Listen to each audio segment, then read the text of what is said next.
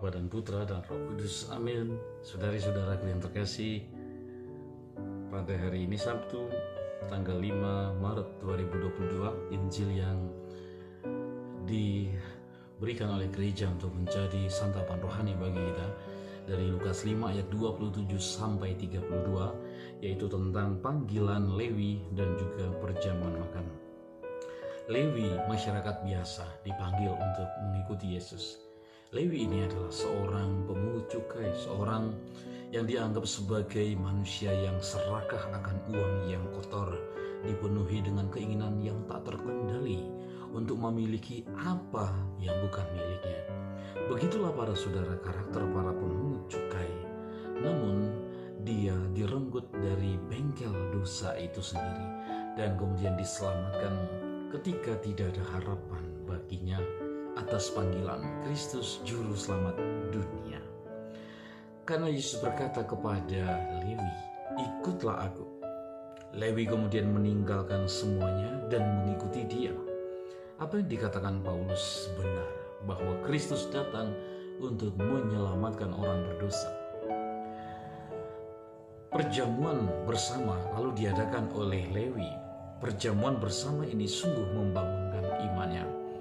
Karena setelah Yesus memanggil dia dan dia lalu mengikuti Yesus, menyusul kemudian sebuah panggilan rohani pemungut cukai yang Yesus perintahkan untuk mengikutinya, yaitu panggilan rohani yang diikutinya bukan dengan langkah tubuh, tetapi dengan sikap seluruh hidupnya. Matius dengan penuh kerakusan pernah menggelapkan dari para nelayan keuntungan yang mereka rampas dari kerja keras para nelayan dan bahaya yang harus mereka hadapi. Ketika Lewi dipanggil, dia meninggalkan kantornya yang merampok uang orang lain. Ya, dia meninggalkan kursi yang memalukan itu untuk berjalan sepenuhnya mengikuti jejak Tuhan dengan seluruh hidupnya.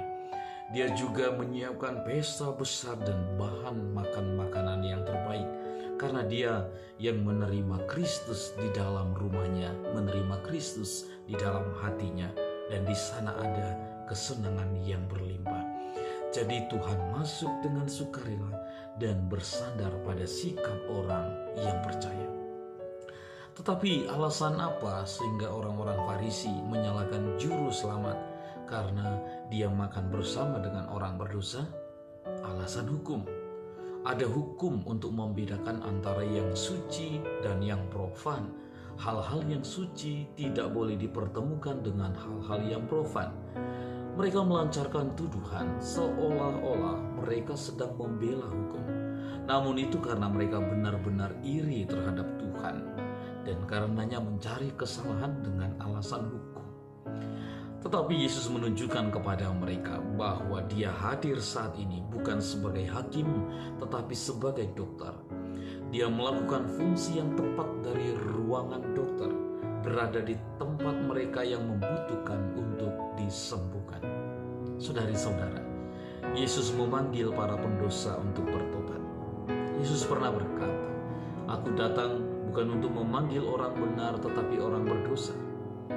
Dia tidak memanggil mereka yang ingin menegakkan keadilan mereka sendiri, tetapi tidak tunduk pada keadilan dan belas kasih Allah.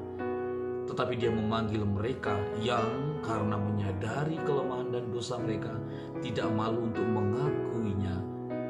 Mengakui juga bahwa dalam banyak hal kita telah terluka.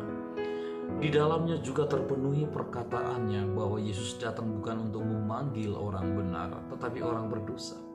Artinya dia tidak memanggil orang yang tinggi hati, tetapi dia memanggil orang yang rendah hati.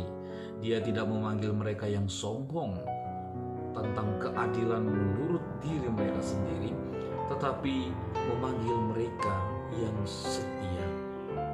Tetapi meskipun mereka bersalah, orang-orang seperti ini ketika mereka nanti bertobat, mereka akan bersaksi dengan hati yang tulus ikhlas bahwa mereka tidak boleh dianggap sebagai orang yang adil, tetapi orang yang berdosa, yang membutuhkan tabib, yang membutuhkan dokter. Sungguh menyenangkan untuk diingat betapa tingginya keadilan yang Tuhan berikan kepada Matius yang dia pilih pekerjaan pajaknya, mengumpulkannya dalam rangka untuk meningkatkan harapan pengampunan bagi orang-orang berdosa yang lain seperti Matius. Kelompok kerasulan di mana nanti dia yang tergabung di dalamnya akan mengajarkan kepada banyak orang seperti apakah Yesus, seperti apakah dia sang juru selamat itu. Menerima Kristus para saudara, itu seperti mempersiapkan perjamuan yang baik. Orang-orang merasa lapar ketika Kristus tidak ada dan mereka kekurangan makanan yang lezat. Sungguh, seseorang yang karena kebajikannya sendiri, ia merasa cukup untuk kesenangannya, yang telah menerima Kristus di rumahnya sendiri. Orang seperti ini sedang menyiapkan pesta besar. Ini adalah perjamuan spiritual perbuatan baik, di mana orang kaya pergi tanpanya dan orang miskin berpesta, karena sungguh bahwa Allah hadir dalam rumah hatinya. Inilah yang kita pupuk, inilah yang kita kembangkan, inilah kita yang harus tumbuhkan di masa Prapaskah ini. Tuhan memberkati kita semua.